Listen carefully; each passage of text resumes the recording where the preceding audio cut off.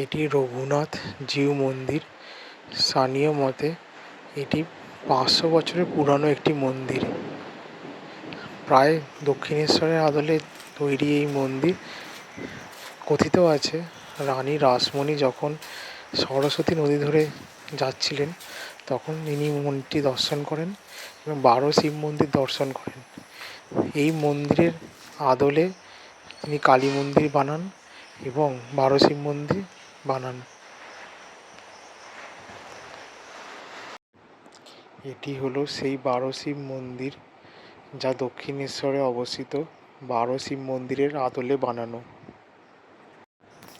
এটি হলো সেই মিত্রবাড়ির রঘুনাথ জিউ মন্দিরের দালান। এর উল্টো দিকে ঠিক দেখা যাচ্ছে মিত্রবাড়ি এবং আপনারা দর্শন করতে পারবেন রঘুনাথ জিউ মন্দিরের বিগ্রহটি। এখন দেখছেন রঘুনাথ জিউ মন্দিরের বিগ্রহ। এর ঠিক উল্টো দিকে আছে এই বাড়ির দুর্গা মন্দির। এখন দেখতে পাচ্ছেন দুর্গা মন্দির সামনে।